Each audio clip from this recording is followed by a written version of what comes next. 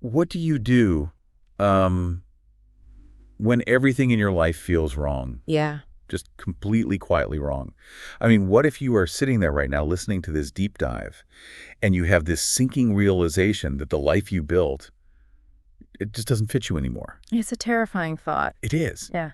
But what if this terrifying, heavy feeling doesn't actually mean your life is falling apart? That is such a deeply vulnerable place to find yourself. I mean, you know the feeling. You wake up in the morning, the alarm goes off, and before your feet even touch the floor, there is this heavy, quiet weight sitting dead center on your chest. Right, just an anchor. Exactly. You look around at the walls of your bedroom, you think about the day ahead, and you just feel this profound exhaustion. Yeah. And the hardest part, the part that makes you feel like you are, losing your mind, is that you look at your life and you can't entirely explain why that weight is there. Because there's no obvious disaster. Right. There is no glaring tragedy. There is no immediate crisis, but the heaviness is absolute.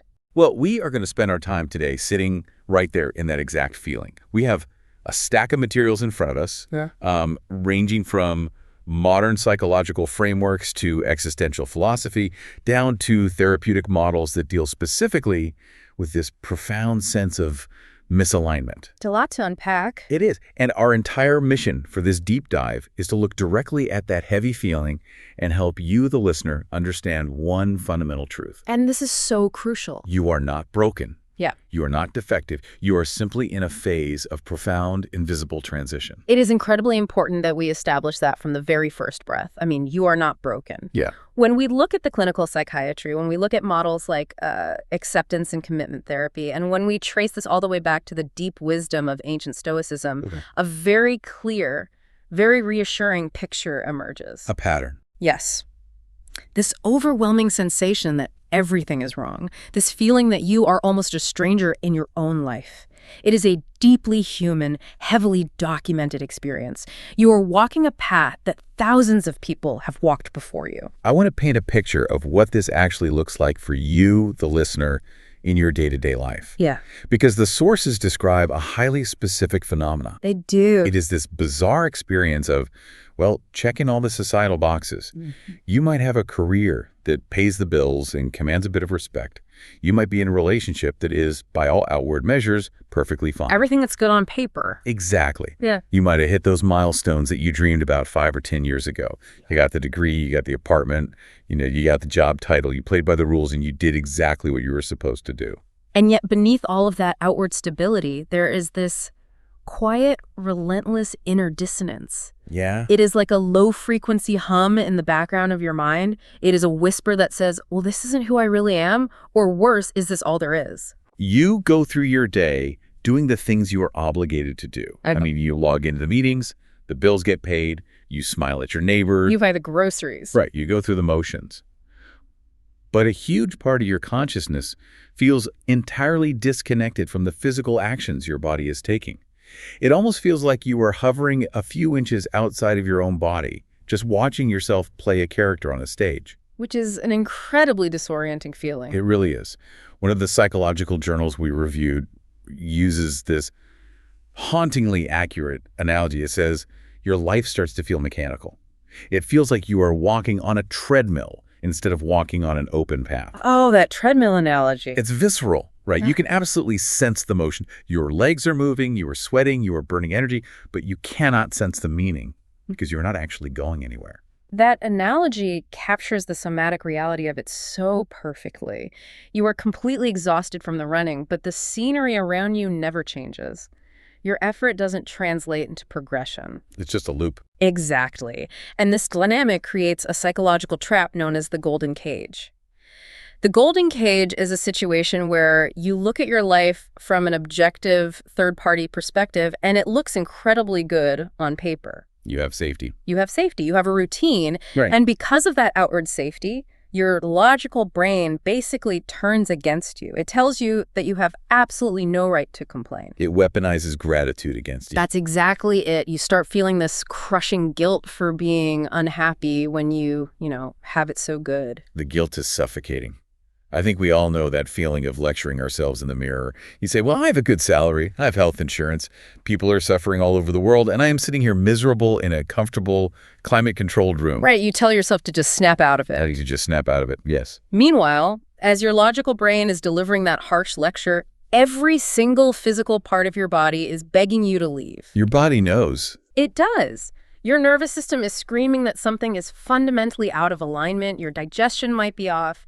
Your sleep is fragmented. You have tension headaches. You're just exhausted all the time. Exactly. Your body is producing a physiological rejection of your environment, even while your logical brain is commanding you to just be grateful and stay put. That friction between the logical brain demanding gratitude and the nervous system demanding escape, that is what drains all your energy. It is essentially a civil war inside your own body. It is. And this brings us to the core psychological premise we uncovered in the research, drawn directly from acceptance and commitment therapy. And the premise is this: you are not broken. You are just stuck. Stuck, not broken. I mean, it sounds like semantics, but it represents a massive paradigm shift in how we view mental distress. How so? Well, in traditional Western medicine and often in pop psychology, we are taught that if we feel emotional pain, something inside us is malfunctioning. Like a broken part. Right. We treat a heavy mood or a loss of direction the exact same way we treat a broken bone or a bacterial infection. We view it as a pathology. We label it a symptom. And the only goal is to eradicate the symptom so we can get back to normal. Oh. But acceptance and commitment therapy, or ACT, completely flips that script. ACT argues that the feeling of everything being wrong is not a malfunction at all. Not at all. It is actually a highly functional, beautifully designed signal. It is your inner compass working exactly the way evolution intended it to work. Exactly. That heavy feeling means something much deeper within your identity is trying to shift. Your current external life is simply out of alignment with your evolving internal values. If you think about the dashboard of your car, when the oil light starts flashing red, you don't reach for a hammer, smash the little light on the dashboard, and say, "Perfect, I fixed the car." That would be absurd. Right. The light is not the problem. The light is a messenger trying to save the engine. The heavy, lost, suffocating feeling you're experiencing right now is a messenger. It is. It is trying to communicate something vital. It is telling you that the person you are actively becoming can no longer fit into the life built by the person you used to be. You have outgrown the shell, and the tightness you feel is the pressure of needing to molt. I love that framing, the pressure of needing to molt.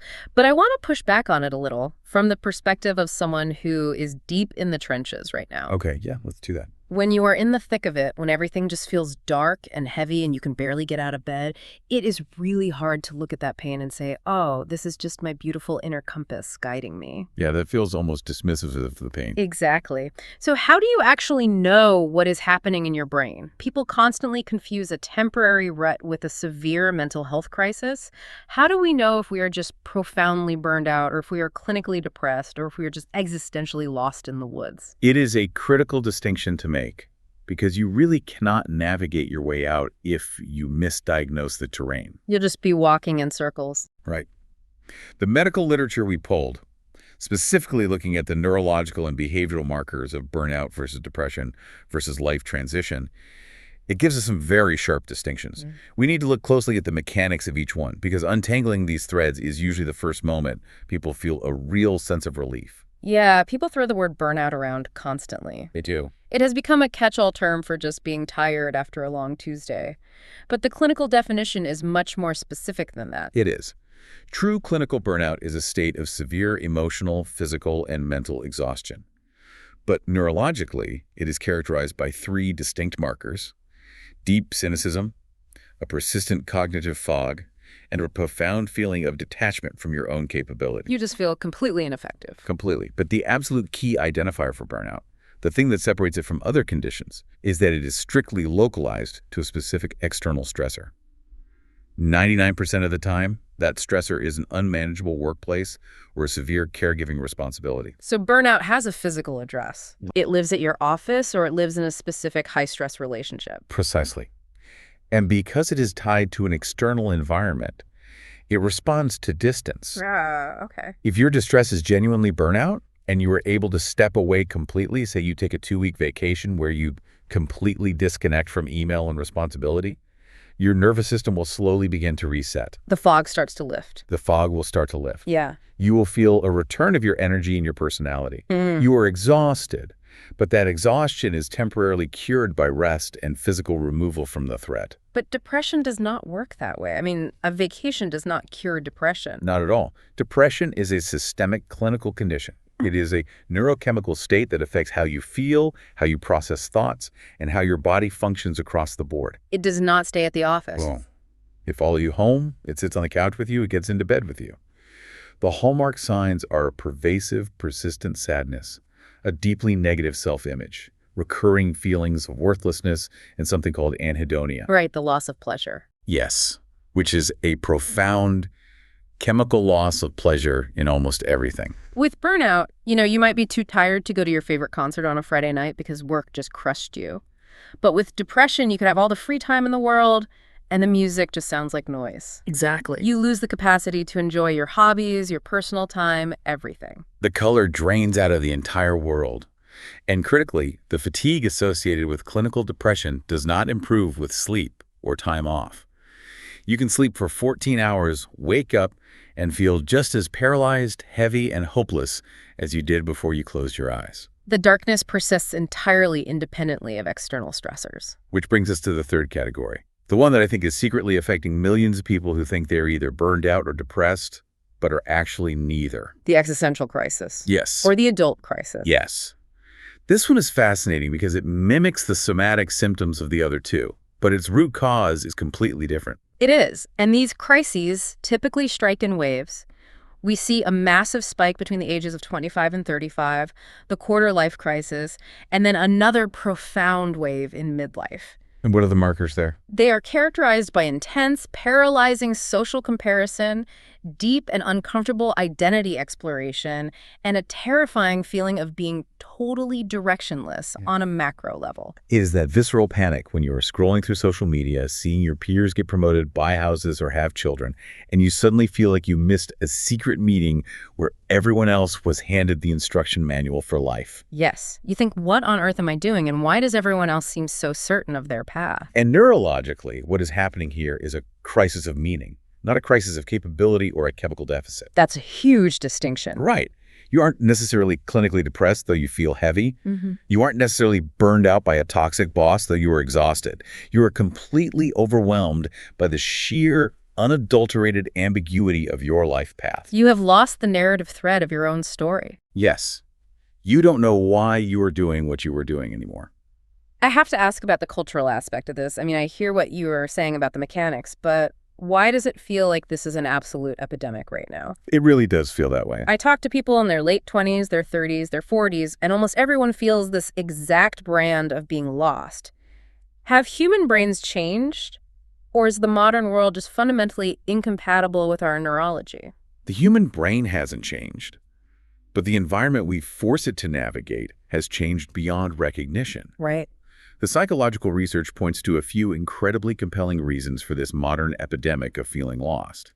One of the most vital concepts to understand here was developed by the developmental psychologist James Marcia.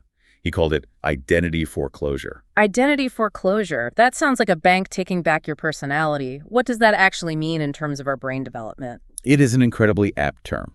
Identity foreclosure happens when an individual makes massive, life-defining commitments without ever going through a period of genuine identity exploration. And modern society is practically designed to force this upon us. Exactly. We demand that developing brains whose prefrontal cortexes won't even finish forming until age 25, make choices with permanent consequences. We ask an 18-year-old to select a highly specialized college major. Yes. We ask a 20-year-old to choose a career path. We encourage them to take on hundreds of thousands of dollars in non-dischargeable debt to fund that path. We force them to lock in a life trajectory before they have lived enough life to know who they actually are. We don't give them a decade to wander and experiment. No, we don't. They foreclose on their identity. They build a life based on what their parents suggested, or what the culture defined as successful, or simply what felt safe and predictable at the time. They commit early to alleviate the anxiety of the unknown. And for a while, it works. I mean, the college years and early 20s provide a rigid structure, but then 5, 7, or 10 years later, usually in their late 20s or 30s, the biological reality of their continued growth collides with the static life they built. They wake up one morning. They wake up, they look around at their job, their city, their routines, and they realize their internal self has fundamentally changed. But their external life has remained frozen in the shape of a 20-year-old's ambitions. Wow. So the adult crisis is basically the realization that you are living a borrowed dream. You are wearing a suit tailored for someone you used to be. That is exactly it. And the tragedy is, when people realize this, they don't blame the system that forced them to choose too early. They blame themselves. Of course. They think they are ungrateful or unstable for wanting to change their minds. And this is severely compounded by another modern psychological phenomenon, the agony of choice. The paradox of choice. Having too many options actually makes us miserable. Right. If you go back a few generations, your path in life was often heavily dictated by your geography, your gender, or your family lineage. The son of a blacksmith became a blacksmith. It wasn't necessarily a freer life. No, but it was a life with drastically reduced cognitive load regarding decision-making. Today, an individual with a laptop and an internet connection has infinite theoretical options. They could learn to code, they could move to Portugal, they could start a bakery, they could go to law school. And having infinite options sounds like utopia, but to the human brain, it is absolute terror. Because every time you say yes to one path, you are simultaneously saying no to 10,000 other phantom lives you could be living. We become paralyzed by the fear of making the suboptimal choice. We obsess over maximizing our potential, which leads to a constant low-grade background anxiety. We sit in our apartments paralyzed, thinking that whatever we're doing right now is the wrong choice simply because there are so many other choices available. That paralysis is exactly what I want to dig into next. If we know that we are victims of identity foreclosure, and if we know we are overwhelmed by choices, why can't we just calmly accept that, pivot, and make a new choice? Why do we stay stuck? Yeah. Why do our own brains actively trap us in this heavy, miserable feeling? The mechanics of this anxiety are fascinating. To understand why we stay trapped, we have to look under the hood at how the human mind evolved to operate. Acceptance and commitment therapy gives us what I consider to be the most brilliant, compassionate framework for understanding human suffering. Okay, let's unpack that. ACT explains that our pain isn't a flaw.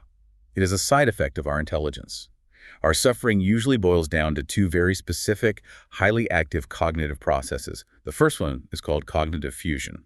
Cognitive fusion. That implies two things being melted together until they can't be separated. How does that happen in the brain?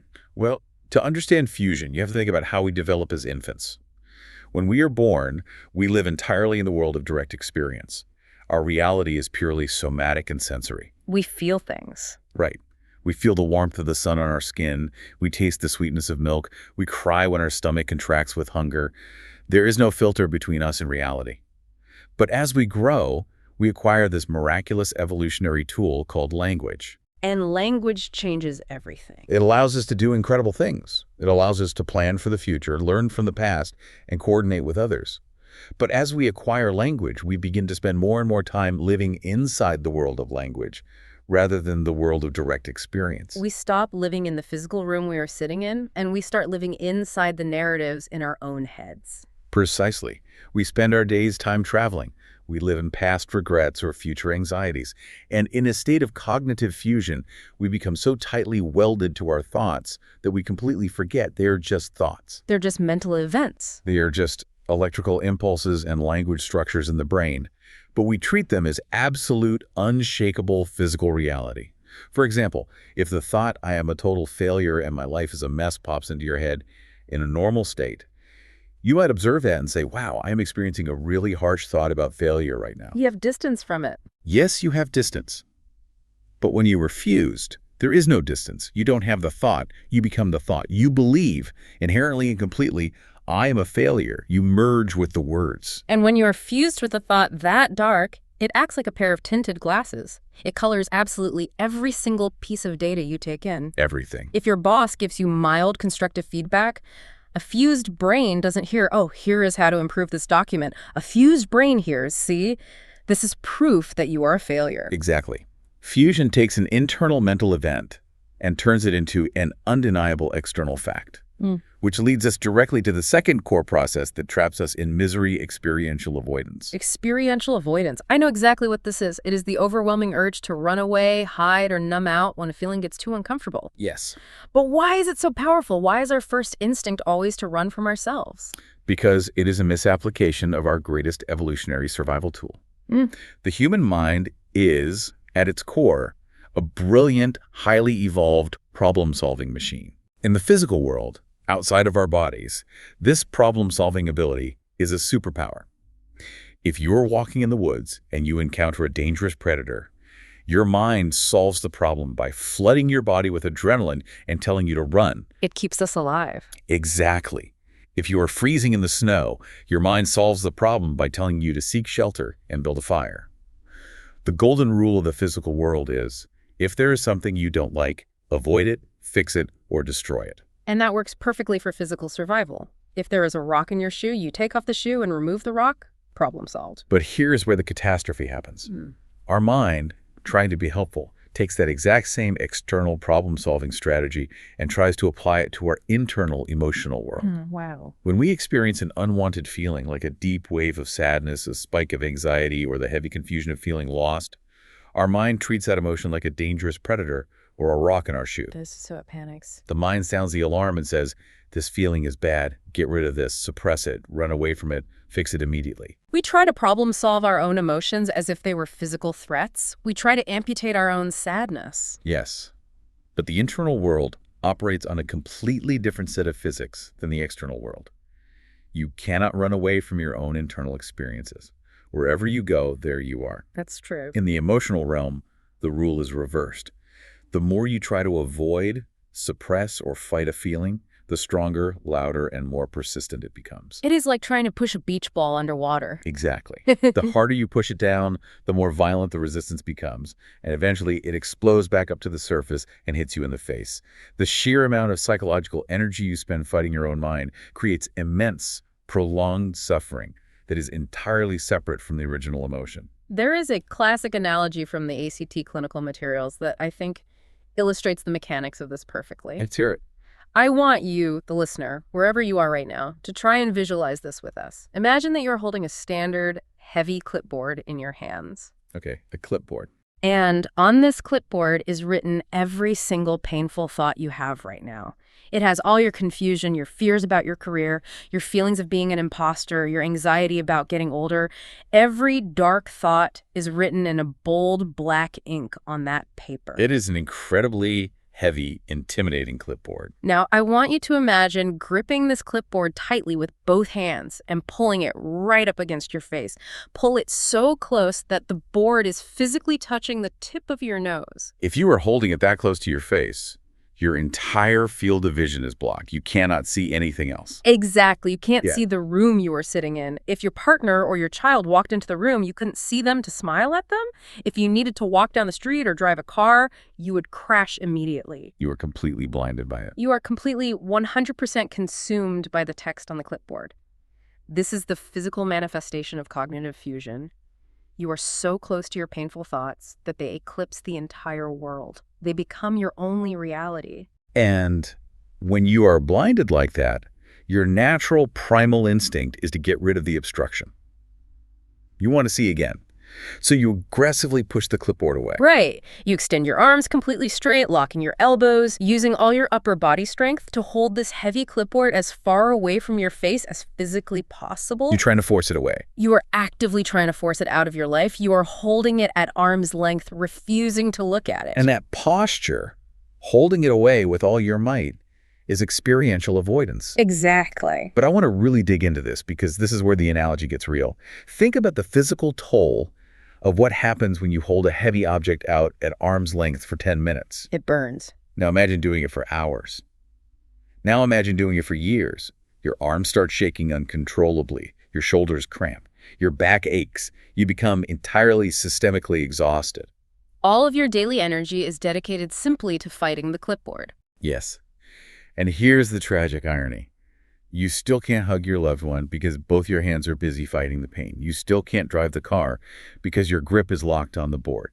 You are entirely incapacitated by the struggle. You are exhausted by the struggle itself, not by the words on the paper. The act of fighting your reality is what drains your life force. So if I'm holding that clipboard and my arms are shaking and my life feels wrong, what is the actual solution? Because my brain is telling me the only solution is to throw the clipboard in the trash.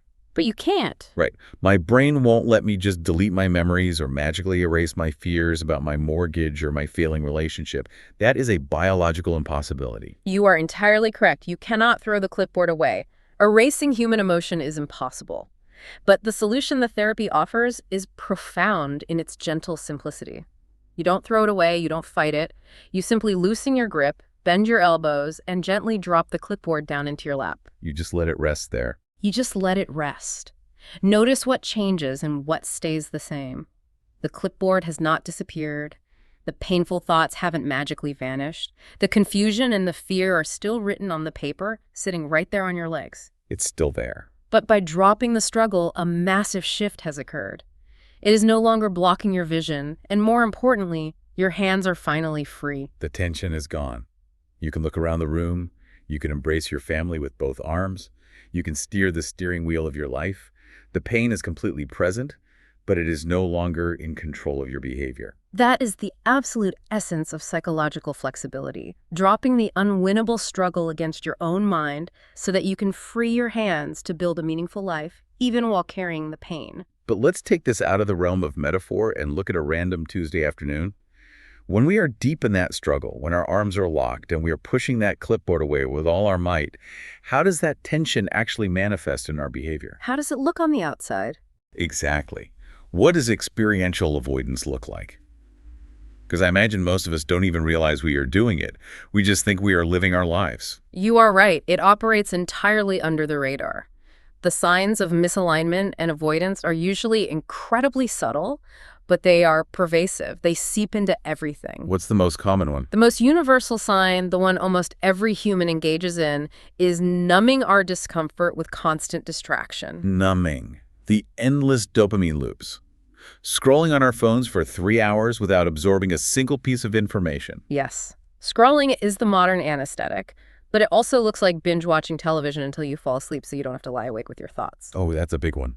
It looks like overworking, staying at the office until 9 p.m., not because the work is urgent, but because going home to your quiet apartment is terrifying. It looks like pouring that second or third glass of wine on a Tuesday. Just anything to avoid the silence. We use whatever mechanism is available to avoid sitting in silence with that uneasy hovering sensation. But distractions don't dissolve the discomfort, they only delay it. And while it is delayed, it ferments and grows stronger. Every moment we spend aggressively looking at a screen to avoid looking inward is a moment we keep our arms locked, pushing the clipboard away. We stay exhausted. What is another behavioral tell that we are out of alignment? A huge one is saying yes when every cell in your body is screaming no.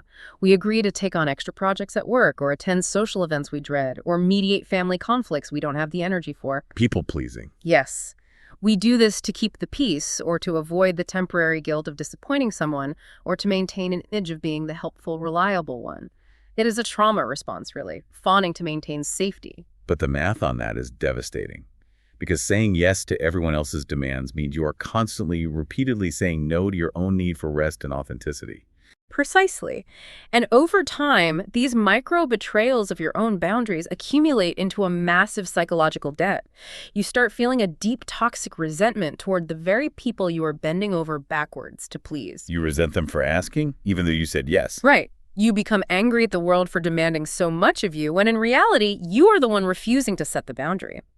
Another major, deeply internal sign is the habit of constantly rationalizing your choices instead of feeling proud of them. Oh, I know that feeling intimately.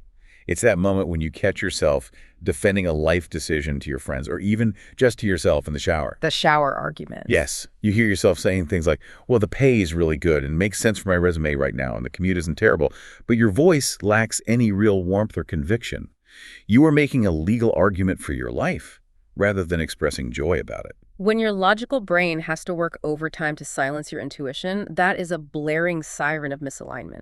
When you are living in true alignment with your values, your choices feel clean. They don't need defending. Right. You don't need to constantly build defensive walls around them to justify them to others because they resonate with your core truth.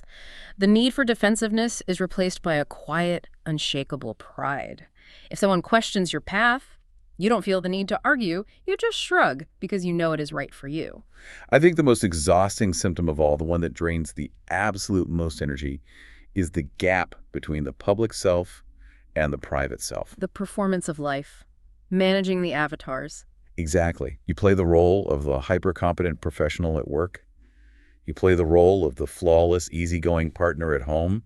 You are the always happy, supportive friend in the group chat. It's exhausting. You constantly filter your words. You suppress your true opinions. You fake a laugh at jokes you don't find funny. And you soften your authentic edges just to be deemed appropriate by the people around you. And the tragic result of that performance is that you never feel like your whole true self anywhere you go. You are always wearing a carefully curated mask. It takes so much energy. Maintaining that rigid split between who you actually are and who you present to the world requires a staggering amount of psychic energy. It is like running heavy background software on your computer 24 hours a day.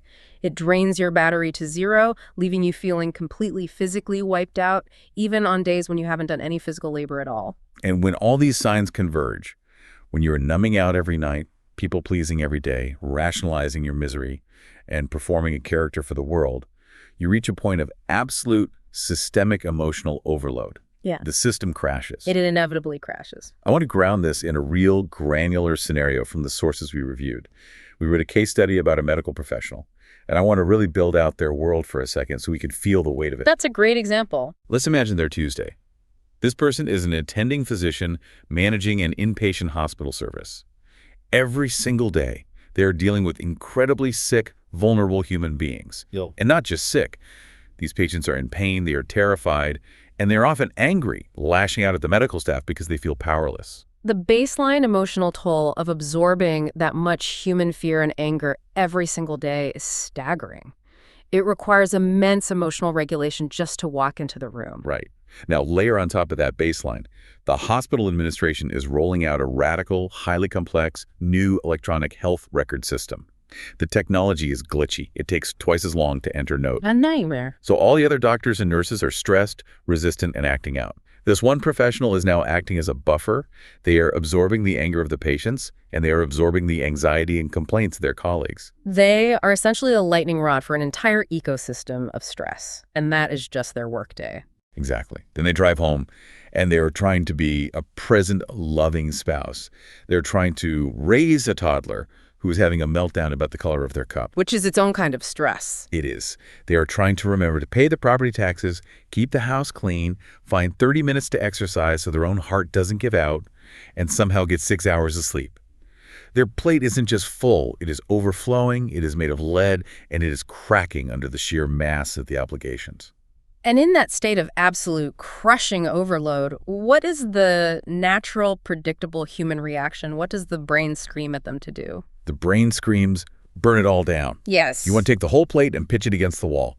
You fantasize about walking out the front door, getting in your car, and just driving until you run out of gas. You become convinced that if you just quit this job or leave this marriage or abandon this city, you will finally instantly feel peace. You blame the external structures for the internal suffocation. It is the ultimate urge for experiential avoidance.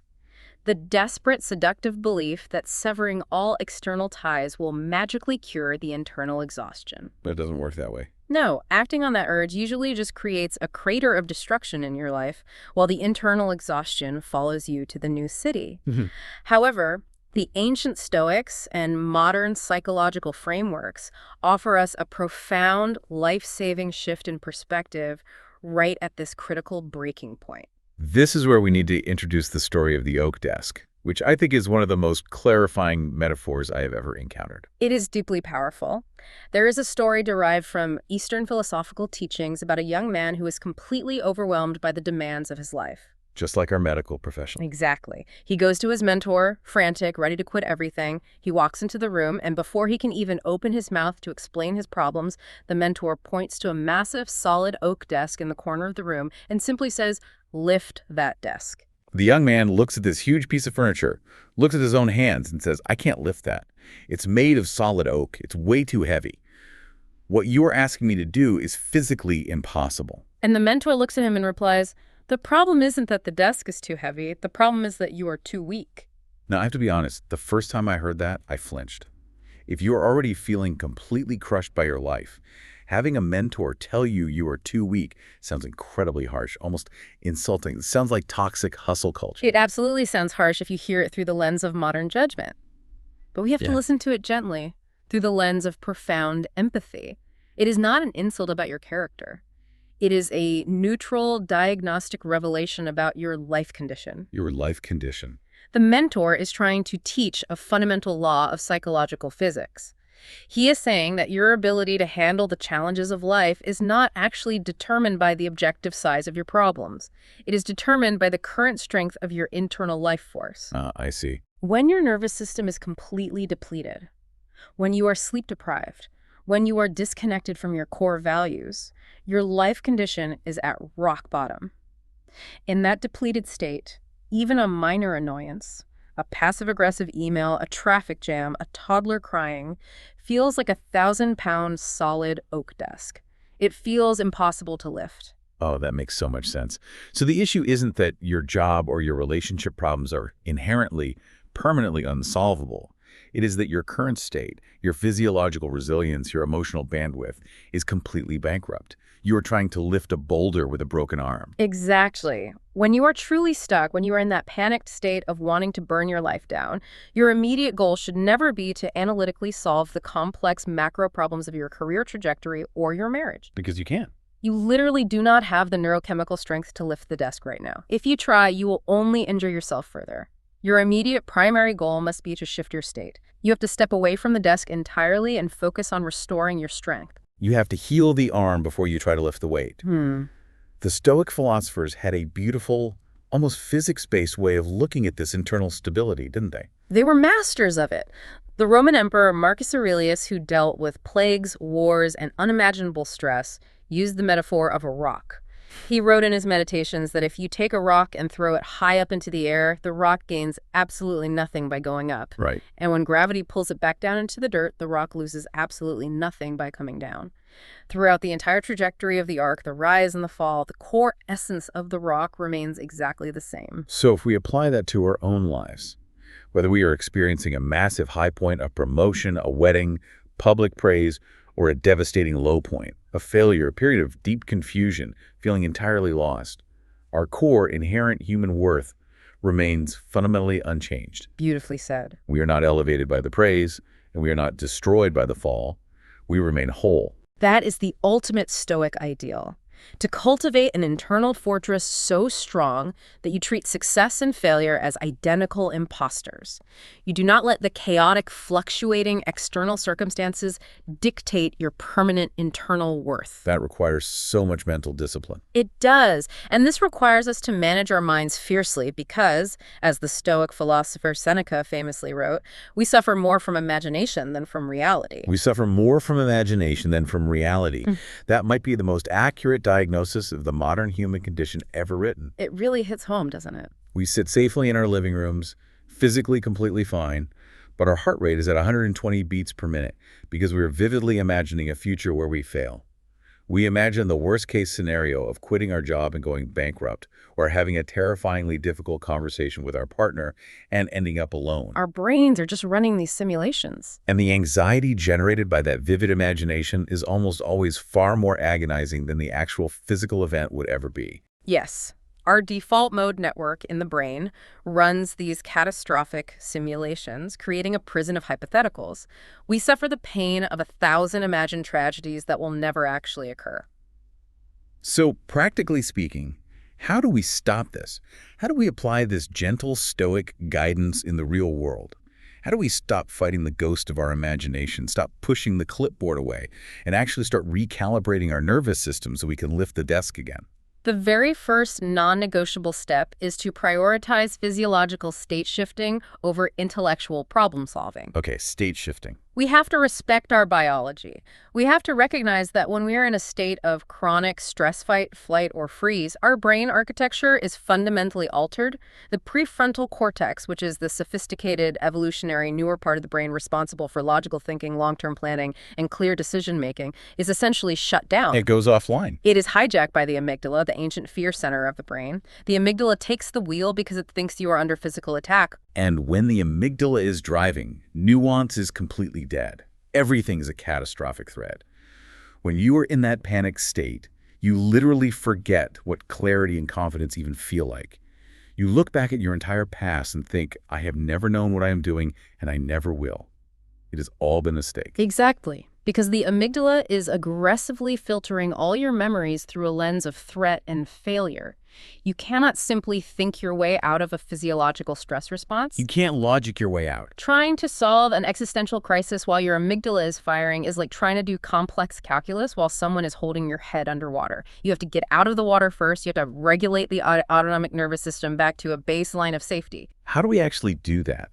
Because just relax is the most infuriating advice in the world when you are panicking. It has to be highly intentional somatic regulation, softly, deliberately bringing the body down. It involves deep diaphragmatic breathing that extends the exhale, which physically signals the vagus nerve that you are safe. Slowing the body down. It means engaging in deep, progressive muscle relaxation to release the physical armor you are wearing. It means stepping outside, taking your eyes off the two-dimensional screen and looking at the horizon, feeling the ambient temperature of the air on your skin. Or physically removing yourself from the environment that is triggering the stress. Right. Leaving the office building and sitting in a quiet car. You change the physical inputs. Yes. Yeah. You must chemically bring the nervous system back to baseline before you ever dare to ask yourself big existential questions about your future. Okay, so let's say we have done that. We have taken the breath, we have walked in the woods, we have softened our shoulders, the amygdala has quieted down, and the prefrontal cortex is back online. We are finally ready to look objectively at our lives without panicking. Then what? Well, the sources we reviewed suggest a brilliant, highly effective, lightweight tool to help with this diagnostic phase. It is called the 10-minute life audit. I absolutely love this tool because it cuts directly through the dense fog of overwhelm. When everything feels wrong, our brain generalizes the pain. We say, my whole life is a disaster. Right. This tool stops that endless circular guessing that keeps us paralyzed by forcing us to isolate the specific variables. Let's walk through it slowly, because I think everyone listening should try this. It is not a deep, agonizing 4-hour therapy session. It is just a quick, honest snapshot of your current reality. Very simple. You take a piece of paper and you divide your life into 5 distinct areas: work, money, health, relationships, and your inner life, which means your mental and emotional baseline. And for each of those 5 areas, you rate them on a scale from 1 to 5, but you use 2 entirely different metrics. The dual metrics are the absolute genius of this tool. You don't just rate happiness, you rate satisfaction and stability. Right. Satisfaction is the qualitative feel. How does this area actually feel to you day to day? Does engaging in it bring you joy, energy, and a sense of purpose, or does it completely drain the life out of you? That's the internal experience. Yes. Stability is the structural reality. How secure, predictable, and solid does this area feel right now? Is it a concrete foundation, or is it a shaky bridge? When you plot these 2 metrics out across the 5 areas of your life, fascinating, revealing patterns immediately emerge. Let's explore the combinations, because this is where the diagnosis happens. Imagine you audit your work category, and you realize it has a score of 1 for satisfaction, but a 5 for stability. What does that look like? That is the classic golden cage we talked about earlier. It is incredibly safe, but completely stagnant. It is the steady, reliable paycheck from the corporate job that makes you utterly miserable. Or in a relationship. Right? If it's the relationship category, it is the 10-year marriage that has 0 threat of divorce, but has also lost all its warmth, intimacy, and joy. It is structurally highly stable, but deeply, soul-crushingly unfulfilling. And this specific quadrant is often where the most insidious, quiet resentment builds. You feel bored, you feel trapped by your own safety, and you constantly stare out the window asking yourself, is this it? Is this all there is to my life? It's a slow drain. Now, what about the exact opposite scenario? What if you score a 5 for high satisfaction, but a 1 for low stability? That pattern is intensely rewarding, but terrifyingly fragile. Maybe you are a freelance artist or startup founder doing creative work that you are incredibly passionate about, but you have absolutely no idea when your next paycheck is coming or if you can make rent next month. High stress, high reward. Or maybe it is a passionate, whirlwind new romance that makes you feel alive, but lacks any clear boundaries or commitment. You feel deeply grateful for the experience, but your nervous system is vibrating with constant anxiety because the floor could drop out at any second. Both of those states require energy to manage. And then, of course, there is the most dangerous quadrant, low satisfaction and low stability. That is the actively draining, toxic zone. It is a hostile, abusive work environment where rumors of mass layoffs are swirling every week. It's a chaotic, unhappy relationship filled with arguments and the constant threat of breaking up. It's completely unsustainable. In this quadrant, your nervous system stays locked and on position 24/7 because you are simultaneously deeply unhappy and entirely unsafe. Just the physical act of plotting these areas out brings a massive wave of psychological relief. It takes that vague, suffocating, generalized feeling of everything is wrong with me and mathematically isolates the actual friction points. You realize your whole life isn't broken, it's just that your work quadrant is leaking toxic energy into the rest of the system. And once you have your scores laid out, there is a brilliant follow-up question. The ultimate pressure test. You look at your lowest scoring area. Let's say it's that highly stable, highly miserable job. And you ask yourself one very stark question. If this specific area of my life stays exactly the same, with no changes whatsoever, for the next 6 months, will I feel heavier? Will I feel heavier? If your intuitive immediate answer is yes, then congratulations. You have found your primary friction point. You have located the exact leak in your energy system. And just the act of identifying it and naming it is incredibly powerful. The renowned psychiatrist Dr. Dan Siegel coined a phrase for this phenomenon, name it to tame it. It is a beautiful, deeply researched neurological truth. It relies on a process called affect labeling. When you are suffering from vague, undefined anxiety, your amygdala is essentially sounding a general, blaring fire alarm throughout your whole brain. Right. But the precise moment you put specific language to the pain, the moment you say out loud, I am not a broken human being, I am simply deeply dissatisfied with the lack of creative progression in my career, you force the brain to transfer energy. You move it to the prefrontal cortex. You engage the linguistic and regulatory regions. As those higher order regions activate, they send inhibitory signals down to the amygdala, forcing it to calm down. By accurately labeling the ambiguity, you literally reduce the neurological threat level. So we have audited our life. We have successfully found the friction point. We have named the exact problem. The natural, highly caffeinated instinct right now is to set massive, aggressive new goals to fix it immediately. Oh, right? right. To say, okay, I hate my job. I am going to quit tomorrow, move to a farm, and start a completely new life. We want a total overhaul. That is the instinct, yes. But it is a catastrophic trap. Why is it a trap? It sounds proactive. It is a trap because goals are inherently binary and rigid. You either achieve them and succeed or you fail. And when you are already in a state of energetic depletion, when your life condition is low, setting a massive life-altering goal doesn't motivate you. It just adds another incredibly heavy weight to your already overthrowing clipboard. It just creates more anxiety. This is where acceptance and commitment therapy offers its final, most crucial piece of guidance. We must shift our focus away from rigid goals and anchor entirely into our values. But values as a compass rather than goals as a destination. Let's break that down because people often confuse the two. Precisely. A goal is a finite thing you cross off a checklist. Getting a promotion to senior director is a goal. Getting married is a goal. Running a marathon is a goal once. You finish it and it's done. But a value is an ongoing, never-ending direction of travel. Being a caring, fiercely supportive partner is a value. Being deeply engaged, authentic, and creative in your daily work is a value. You can never check a value off a list. The sources use a fantastic geographic analogy for this. A value is like heading north on a compass. A goal is like a specific river or a mountain that you happen to cross while you are traveling in that northern direction. Exactly. You can climb a mountain, reach the summit, and say, I achieved this goal, but you can never, ever achieve north. You can't arrive at the North Pole, plant a flag, and say, I am done, I beat north, I never have to travel north again. North is an internal direction. You just wake up every single day and choose to keep walking in that direction. So the practical application here is incredibly relieving. When you are feeling entirely lost, when the weight is on your chest and your life feels wrong, you do not need to have the big answers. You don't. You don't need a perfectly engineered 5-year plan. You don't need to know exactly what mountain you are going to climb next, or what city you will live in, or what your ultimate career title will be. No. Trying to figure out the 5-year plan while you are in a crisis will only induce panic. You just need to look down at your internal compass, figure out which way is north for you right now, what your core foundational values are, and focus all your remaining energy on taking one tiny, microscopic, manageable step in that direction today. Just one tiny step north. It doesn't have to be quitting your job. A step north could be saying no to one extra unnecessary project this afternoon. It could be taking 10 minutes to walk outside without your phone, just to reconnect with your own thoughts. Very small things. It could be having one honest, vulnerable conversation with your partner about how overwhelmed you feel, instead of performing the I'm fine routine. Those tiny, seemingly insignificant steps of integrity begin to compound. They slowly, gently rebuild your nervous system, and over time, they reorient the entire trajectory of your life toward authenticity. You don't have to leap, you just have to lean north.